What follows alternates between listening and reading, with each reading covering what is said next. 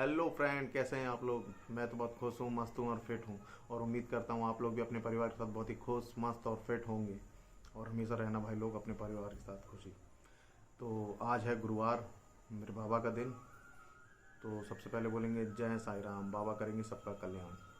और आज है शहीद दिवस।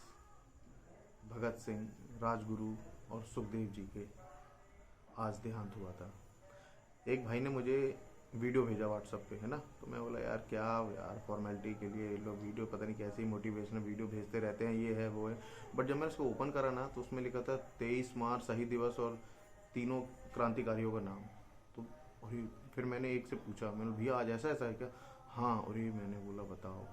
अब ये मैंने इसलिए बताया क्योंकि अभी कुछ दिनों से आप मेरी पोस्ट में देख रहे होंगे, मैं भी भगत सिंह 171, मैं भी भगत सिंह 171। तो क्या बोलने से हो जाऊंगा क्या? नहीं ना। अरे भैया, भगत सिंह मेरे अंदर है ना, अंदर है। तो और अगर किसी को आजमाना है कि भगत सिंह कैसे अंदर है, तो भैया वो फेस टू फेस 1-to-1 बात कर सकते हैं, अपने डाउट्स है जो भी है क्लियर कर सकते हैं। चलिए अब आते हैं मुद्दे की बात पे। ठीक है। तो 14 मार्च दिन मंगलवार, दोपहर 3:30 बजे या 4 बजे के बीच में, ठीक है ना, एक माननीय चिकना बैटरी बैटरी ठीक है ना, औहदे में बड़ा था और लंबाई में भी मेरे से बड़ा था, हीरो टाइप दिखने वाला बंदा। पता नहीं उसको क्या लगा, उसने मुझे बोल दिया मानसिक परेशान। ठीक है ना। अब मानसिक परेशान से ही मैं बताऊंगा, ये वीडियो ना सही बताऊं तो मानसिक परेशान, डर, दिलेरी, निडरता, ये उस लिए वीडियो बना रहा हूँ, ठीक है ना। क्योंकि भगत सिंह जी जो हैं, डर क्या होता है उनको ना पता ही नहीं था, ठीक है ना। और वैसे ही मेरे को ही पता है भैया डर क्या होता है, मुझे पता ही नहीं है, लेकिन मुझे भी डर लगा था।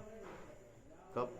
14 मार्च दिन मंगलवार, रात्रि 8:30 बजे, 8:30 से 8:15 का टाइम था। तो एक्चुअली कुछ हुआ यूँ, मैं 4 व्हीलर से ड्यूटी गया, बाहर खड़ी कर दिया, मुझे पता है हम लोग को अलाउ नहीं है, वो सब छोड़िए। तो उसमें मुझे भरवाना था पेट्रोल, ठीक है। तो बाकायदा मैं छूट के अब मैं ड्यूटी की ओर, सॉरी, पेट्रोल पंप की ओर जा रहा हूँ, ठीक है ना। तभी मेरे को मेरे पिताजी का फ़ोन आता है कि सोनू कहाँ है। अब मैंने बोला हाँ बोलो ना, आपको काम क्या है। मैंने ऐसी बातें करता हूँ भाई लोग, ठीक है ना। इसमें भी एक सम्मान है, ठीक है ना, ऐसा नहीं अपमान से बात करता हूँ अपने पिताजी से, ठीक है। तो इसमें हाँ बोलो ना, आपको काम क्या है। अरे तू बता ना कहा। अरे मैंने बोला यार आपने फ़ोन लगाया ना, आप काम बता दिया करो बस, ठीक है ना। हो पाएगा नहीं हो पाएगा मैं बता दूंगा, मैं भी पेट्रोल भराने जा रहा हूँ यार, ऐसा ऐसा एक जगह चलना है मेरे दोस्त को लेके। बोले बस हो जाएगा, इसमें क्या, बस पेट्रोल भरा के आ रहा हूँ, ठीक है, आ रहा हूँ। तो ठीक है। अब भैया हमारी ड्राइवर में ना हमने 2 सीट पीछे की निकाल ही दी है, ठीक है ना। उसको एक डिक्की बूट स्पेस बना लिए हैं और एक पीछे की सीट है ना। और बस सामने और पीछे की बस 2 ही रो की सीटें हैं। तो अब हम गए, हम बैठा रहे। अब ये 8:15 बजे की बात है लगभग, है ना। 8:15 बजे हम लोग निकले हैंगे सब चीज़ करने के लिए। और उनके एक दोस्त हैं, ठीक है ना, जिनको पैर में चोट लगी हुई है, ठीक है। तो वो पीछे की सीट में ऐसे लंबा बैठ जाते हैं, ठीक है। और पापा कंडक्टर सीट में और मैं ऐसे, ठीक है। तो अब क्या हुआ, मैं जहाँ पे जा रहा था, ठीक है, ये मैं बताऊंगा मुझे जहाँ डर लगा। डर क्या होता है ये मैं बताऊंगा आपको। कभी कभी क्या होता है ना, नेकी कर जूता खा, ऐसी स्थिति हो जाती है। तीर उड़ता, तीर बड़ी लकड़ी, है ना, मतलब ये सब उदाहरण है, ठीक है ना। अपन लोग को ये सामने आते रहते हैं, ठीक है ना। अपन सोशल मीडिया से हटके तो दे देते हैं कुछ कुछ लोग उदाहरण, लेकिन मैं इनडायरेक्टली ऐसे भी बोलना उचित समझता हूँ, ठीक है ना। जब वेब सीरीज अपन देखते हैं ना, अरे क्या गाली बका, क्या गाली बका, फिर वो डायलॉग अपन मारते हैं, ठीक है ना। तो जब सेंसर बोर्ड पास कर देता है तो भाई इसमें मुझे बोलने में बताने में कोई दिक्कत नहीं है, ठीक है।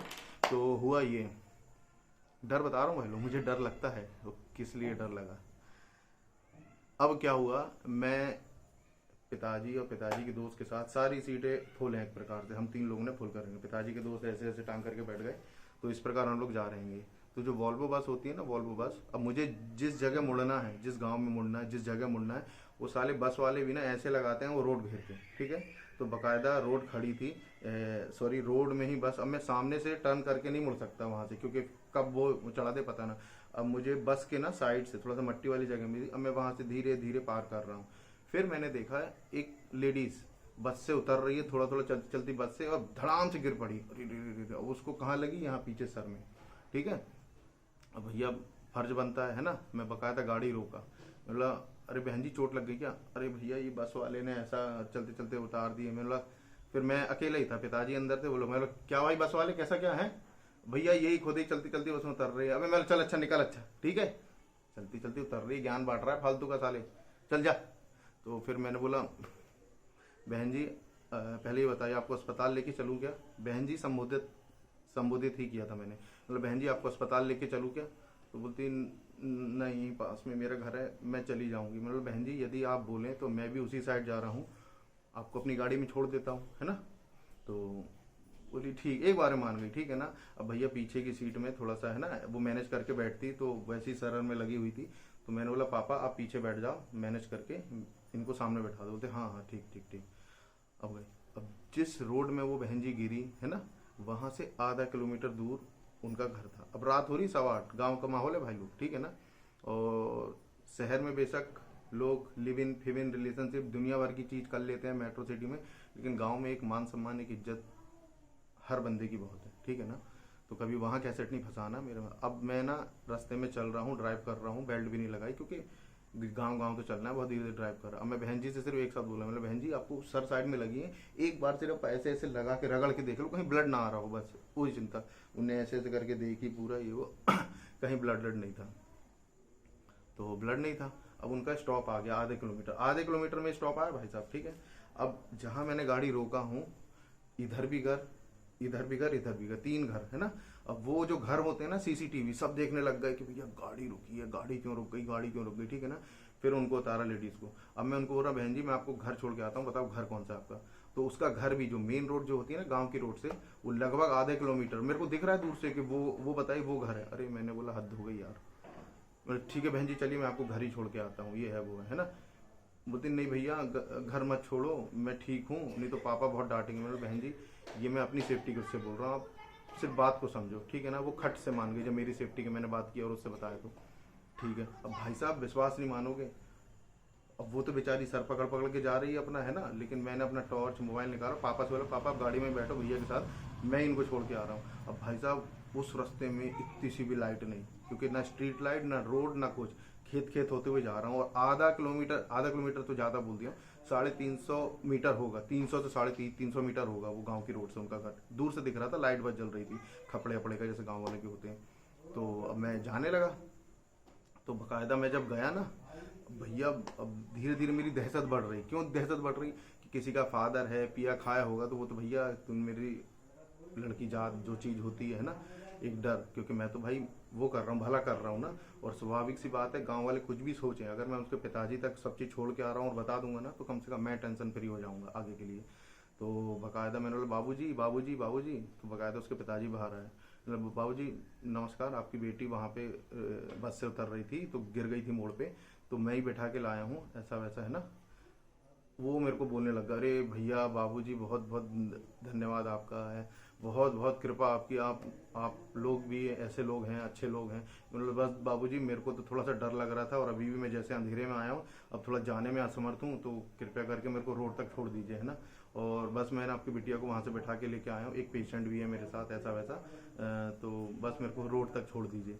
तो बकायदा वो बोले अरे बाबूजी मैं जरूर छोड़ूंगा आपको बेटा, ऐसा बेटा तो नहीं बोले, बाबूजी बाबूजी मेरे को भी वही चीज़ बोल रहे वो। तो बकायदा फिर वो लेके गए बाहर, क्या बोलते हैं, मेरे को रोड तक लेके गए। फिर मैंने बाबूजी ये मेरे पिताजी हैं और ये उनके दोस्त हैं, हम तीनों फैक्ट्री के ही हैं, ऐसा नहीं है ना। बस वो उस समय मेरे को ऐसा लगा कि वो बहन जी अकेले इतनी दूर तक कैसे आ पाएंगी, लगभग 1 किलोमीटर पड़ रहा है आपका घर है ना। तो बोले नहीं बेटा भैया बहुत बहुत बाबूजी धन्यवाद, हमारे लायक कुछ भी काम वाम हो तो आप तो हमको बताना, ऐसा वैसा। मैंने नहीं ठीक है कभी लगे तो बता देंगे, चलिए ठीक है, बस उनका ख्याल रखना। और सबसे पहले उनसे पूछ लेना अगर मेरे साथ हॉस्पिटल ना जा पाए, मैंने हॉस्पिटल के लिए बोला था, तो हो सके तो आप ही इनको हॉस्पिटल वगैरह लेके चले जाइएगा, ठीक है। तो भाई साहब डर ये होता है, डर ये होता है, मैं तो भला कर रहा हूँ, हो सकता है वहाँ से कोई आरोप लगा देता है, दुनिया भर के आरोप गांव वाले लगा देते, क्योंकि गांव वाले के यहाँ के सीसीटीवी कैमरे होते हैं कि कार लड़की और लड़की की उम्र होगी 25-26 साल, सही बता रहा हूँ आपको, ठीक है ना। तो डर ऐसे बता के आता है। वीडियो तो लंबा हो रहा है, क्या कर सकते हैं। तो ये सब बातें इस प्रकार हुई, ठीक है। अब एक माननीय सम्माननीय जो मेरे को मानसिक परेशान बोला था सुबह ये बताओ, स्ट्रेस में था, परेशान था थोड़ा सा है ना, लेकिन 4-5 घंटे बाद अगर मैं ये चीज़ को अंजाम देता हूँ बड़ी ही समझदारी के साथ, तो भैया कुछ भी बोलोगे, कुछ भी। चलिए ठीक है, इस विषय में तो मुझे कोई बहस नहीं करनी, ना मैं बहस करना चाहता हूँ। बस यही बोलूँगा दोस्तों कि ऐसी समय ऐसी जगह अगर आप सही हैं, अगर आपके नीयत सही है, इरादे सही हैं, तो ये सब मदद करें और किसी चीज़ से डरे नहीं, ठीक है ना। एक विश्वास, भरोसा, पुलिस वगैरह सब चीज़ आपके साथ रहेगी और सहयोग ही करेगी, ठीक है। तो ये मेरे को बताना था डर के विषय में। तो भैया इस चीज़ से मैं डरता हूँ, है ना, ठीक है ना। तो ठीक है, वीडियो ख़त्म करता हूँ। जय हिंद, जय भारत, और हमेशा भारत माता की जय बोलूँगा।